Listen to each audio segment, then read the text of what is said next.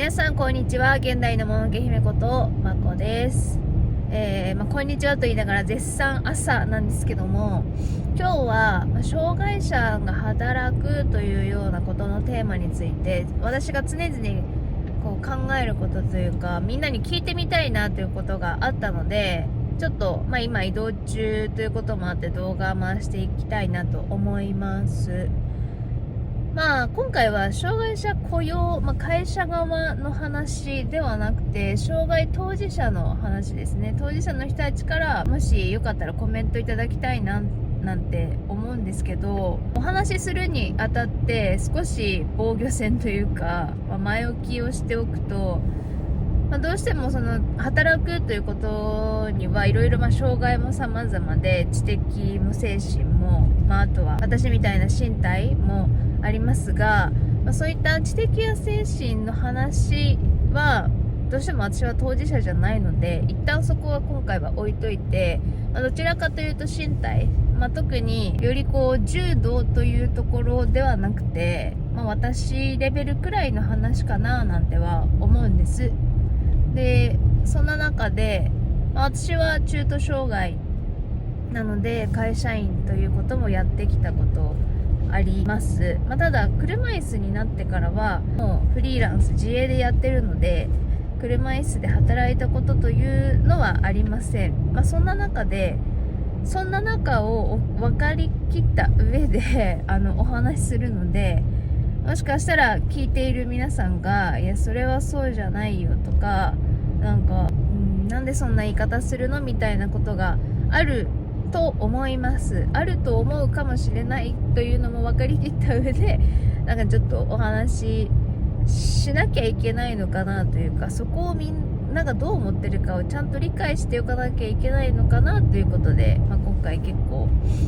強めな感じで、お話ししますが、何かというと、障害者雇用、会社側への問題もたくさんあります。障害者雇用まだまだ足りてないよなんていうこともありますし、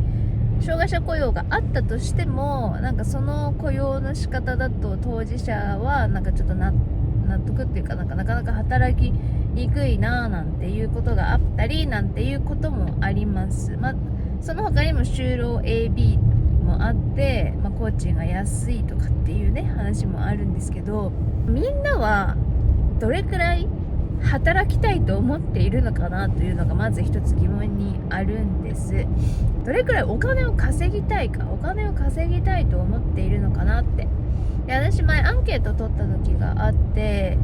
障害がある皆さん、精神も素敵も、まず私のフォロワーさんたちに、仕事してますか？どんな形態で仕事してますか？っていうのをアンケート取りました。で、6割くらいの方がだいたい仕事をしていると。障害者雇用でも仕事しているし、そうじゃない、別に障害者雇用じゃない、普通に正社員として働いている、または就労支援で、働いているというか就労しているという方たちが、ほぼほぼいました。で、あとは働かなくても別にいいみたいな、例えば労災であったり、あとは事故のそういったお金とかがあって、別に働く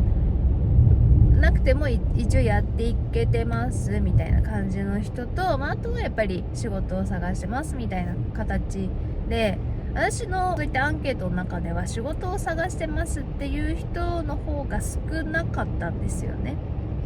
その障害様々一緒くたにされてるからではあるかもしれないですけど、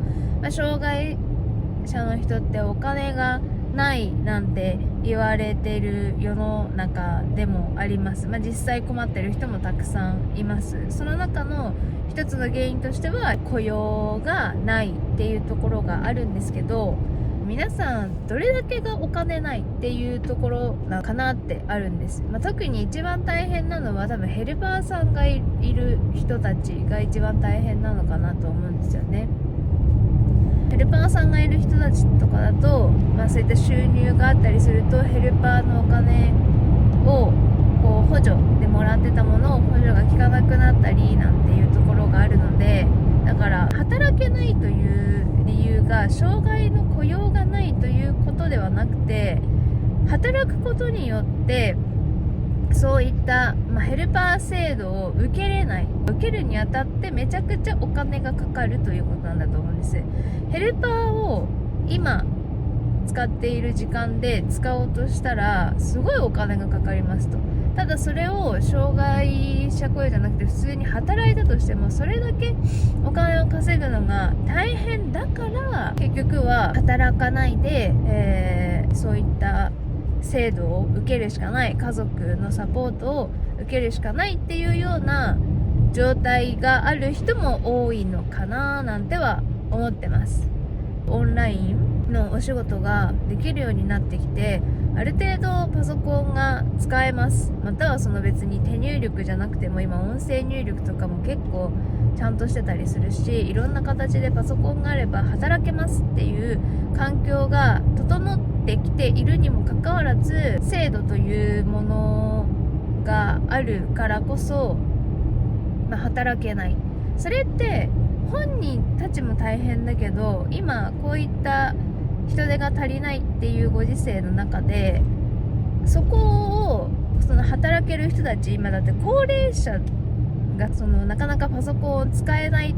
年代もいたりするね。その高齢者の人たちは肉体労働とかしてる人たちもすごい多いけど、やっぱその高齢者を雇うほどにも人手が足りないっていう現状があったりするじゃん。だから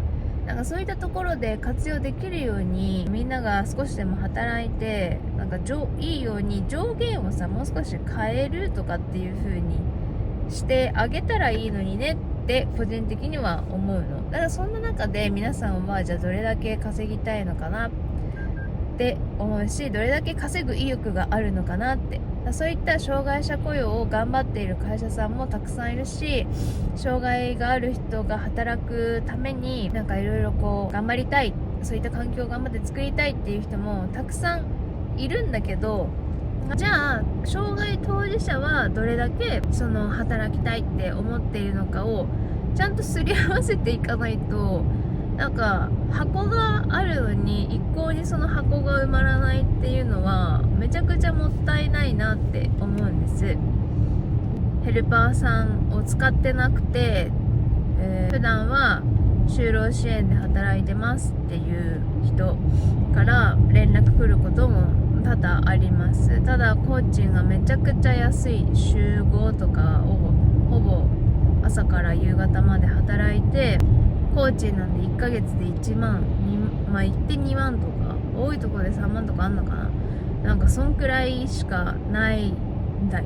そんなんで食べていけないじゃん。でもやっぱそういう人たちも一人暮らししたいんだと。ただ、工賃プラス例えば障害者年金があったとしても月マックスで多分9万くらい、9万ちょいかな、10万くらいだと思うんだよ。その10万じゃ都会はまず無理だし、田舎、私の地域だって車が必要だったりするしさ、家賃は3万とかで払う。家賃3万とかになっちゃうともうアパートなわけだから、車椅子の人は住めないんだよ。そういうのもあって、結局実家にいますっていう人もいらっしゃいますけど、じゃあ就労支援じゃなきゃいいじゃんって私は思っちゃうんだよね。さっきも言ったようにパソコンでできる仕事は別に経理云々だけじゃなくて、いろんなプログラミングであったり、それこそ動画編集だって今の時代にはあったりするし、いろんなパソコンでできるという手段があって、いろんなオンラインでできるという手段があるわけですよ。それがしかもたった1万、月々の工賃1万なんてほぼ簡単に稼げるくらいの勢いでたくさんあるわけ。それをなんでやらないのかなって私は思って、そういったメッセージくれた方々とかにも聞くことがあるんだよ。パソコン覚えたら早いって思いますよとか、パソコンの仕事したらいいと思いますよって言うと、パソコン使ったことない、使えない、だからできないみたいな感じで言われることが多くて、いや分が初めからできる仕事なんてないわけじゃん。ほぼ世の中にみんなそれぞれいろんな職種に初めましてで就くことが多くて、でそっからできるできない覚えながらやれるようになっていくわけであって、現場仕事をしてた60代近いかなが、現場仕事中、怪我をして、下半身麻痺になってこれからも車椅生活になりますと。ただ、もう少し働ける期間があるんだけど、自分はもう現場ずっとやってきたから、総務経理で会社としては車椅子でも働いてもらえるようになんかそういった環境を作りますっていうか、そういったのを提供しますって言ってはいるんだけど、でも本人はパソコンを今まで使ったことない人生だったからできないと思うみたいな、なんか嫌だみたいな感じを言ってて、いやいや違うじゃんって、そこは覚えようという努力をしようよって個人的には思うわけだから、そのパソコンが苦手、できるできないっていうものは知的とかがなんかそういったことがあるんだったら難しいなっていう部分もあるかもしれないけど、考えるというところに関しては特に問題がなくて、で手不自由な人も今パソコン作業してるし、さっき言ったように音声入力とかもあるし、なんかそういうことができるにもかかわらず初めからできませんっていうような形で決めつけて、なのに物はあるのになんか自分ができないっていう風な言い方をして、いかにもそれがその雇用の場所がないんだみたいな、箱がないんだっていう言い方は個人的には違うんじゃないかなっていう風に思うんです。ちょっと眩しいからサングラスかけるね。なんか最近出会った方で介護とかそういうことにご縁はなかったんだけど、自分もやるし、どちらかというとそういった介護士さんとかを雇う側をしている方にお話を聞く機会があって、やっぱその人がこういった当事者と関わるようになって、働けないとかチャレンジできない環境下にあるんだっていうのを思ったのと同時に、サポートしてる側のそういった人たち、触れ合う人たち、介護士さんとかもねが、いやできないんじゃないみたいな、さすがに難しいんじゃないみたいな、なんかできるから一生やろうよとかじゃなく、なんかできない側に誘導しがちなんじゃないっていうことに、やっぱこう旗から来たというか、ずっとそういった介護に携わってない人からしてみたら思ったんだって。だから自分がそういった障害がある人も社長になれるような、なんかそういったお手伝い、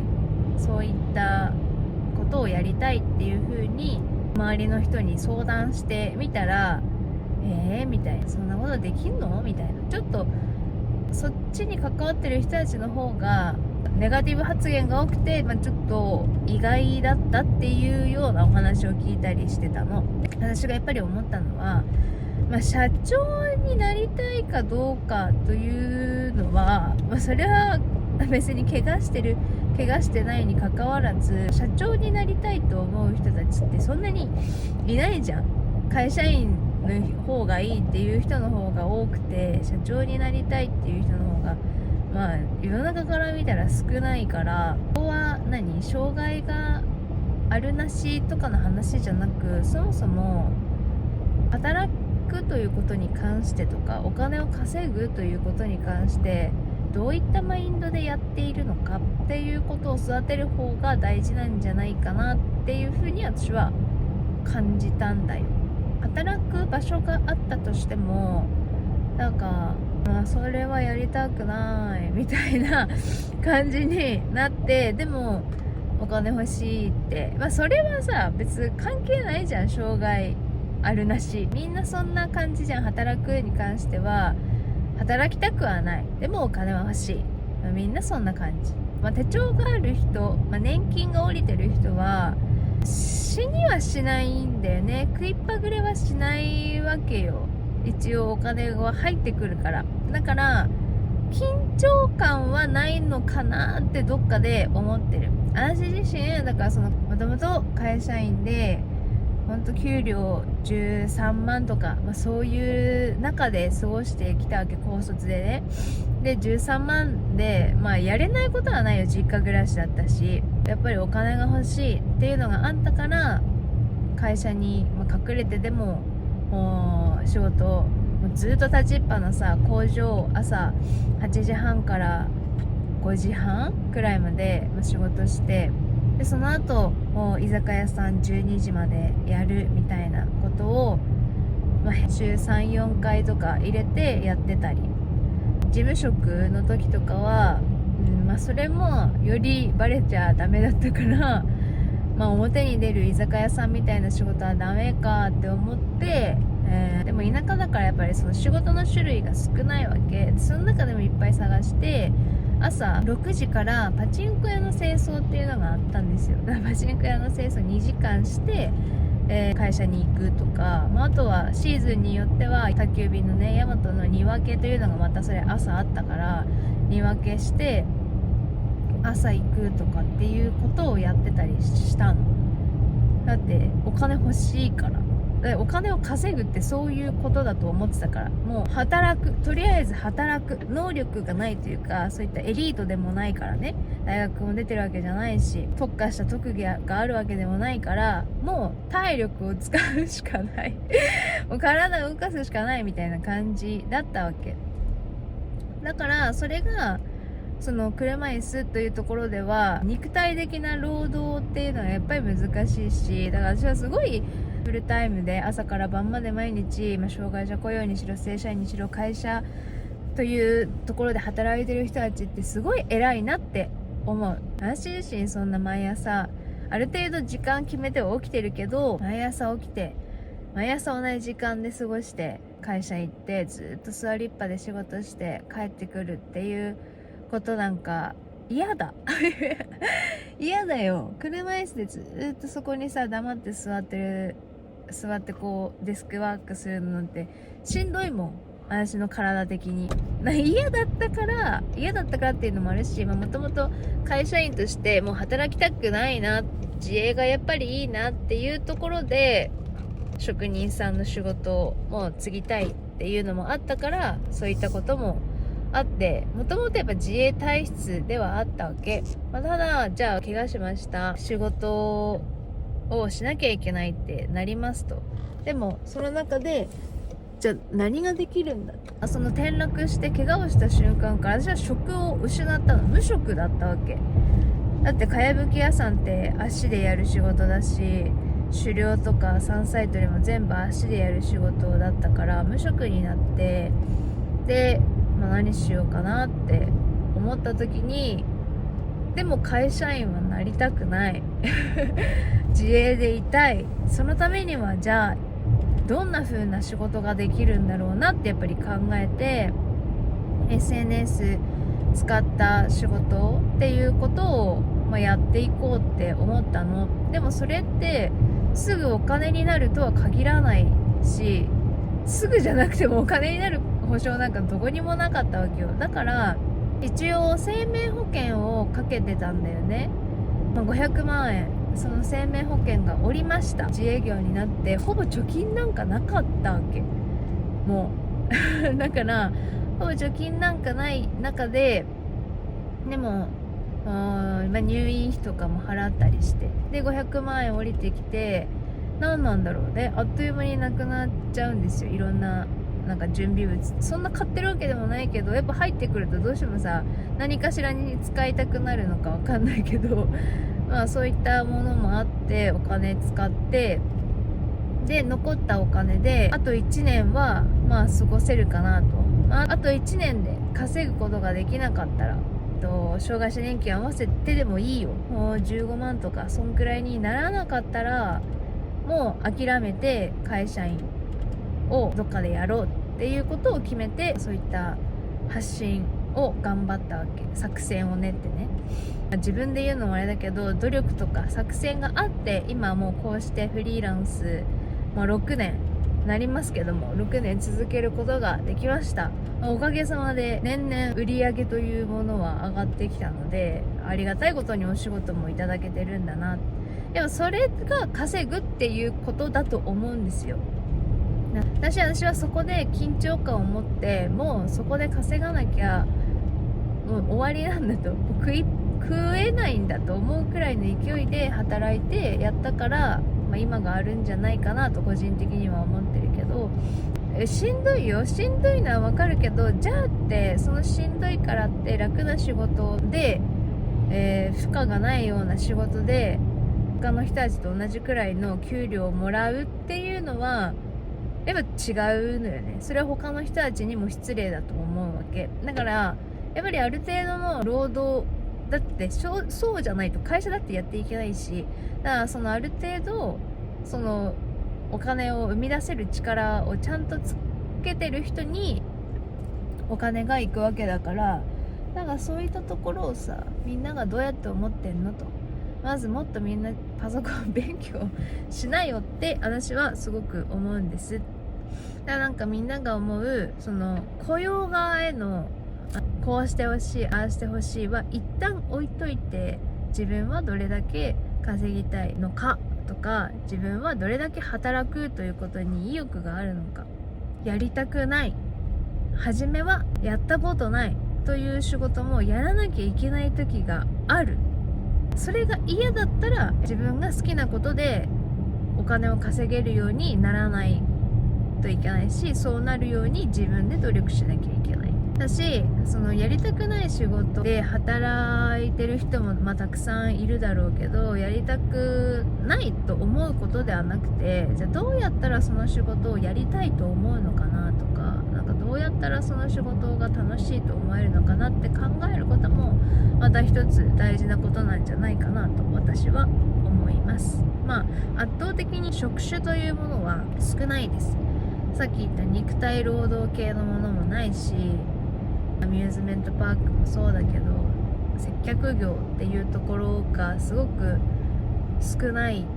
から、基本的には事務作業とか中の仕事っていうことが多いかもしれないけど、みんなもお願いするばかりではなくというか、みんなも